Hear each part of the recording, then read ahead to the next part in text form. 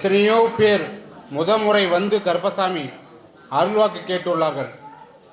நீங்கள் வந்து பேசிக் கொண்டிருந்தால், அடுத்தவங்களுக்கு பேச்சு கேட்டு சிரித்து கொண்டிருந்தால் வாக்குகள் நடக்காது. முழுக்க முழுக்க உன்னோட குலதெய்வத்தை நினைங்கள். கருப்பசாமி வழி கொடுப்பார், உங்கள் பிரச்சனை தீர்த்து வைப்பார்.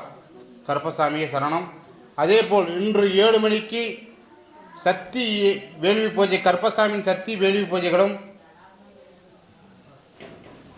முளகாய் யாகம் போட்டு பிரச்சனைகள் செய்வனை பில்லி சூனியம் ஆகிய நம்ம உடம்புல தீய சக்தி இருந்தாலும் விளக்கப்பட்டு நினைத்த காரியம், நிலம், பொருள், திருமணம், குழந்தை பாக்கியம் ஆகிய நினைத்திருக்கும் பொருளை நல்லபடியாக கருப்பசாமி நிறைவேற்றி கொடுப்பார். இது சத்திய வாக்கு. அதேபோல் வருஷத்துக்கு ஒரு முறை மட்டும் இந்த முளகாய் யாகம் நடத்தப்படும். இந்த யாகத்தில் கலந்து கொள்பவர்கள் நினைத்த காரியத்தை நடத்தி கொடுக்கும் என்ற ஒரு நம்பிக்கையில் வாருங்கள், நடத்தி கொடுக்கும். அதே போல் உங்கள் குலதெய்வத்தை நினைங்க. வந்த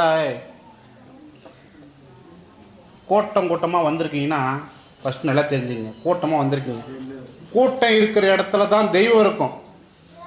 கூட்டம் இருக்கிற இடத்துல தான் தெய்வம் இருக்கும். அந்த தெய்வம் நம்மக்கிட்ட வந்து பேசும்.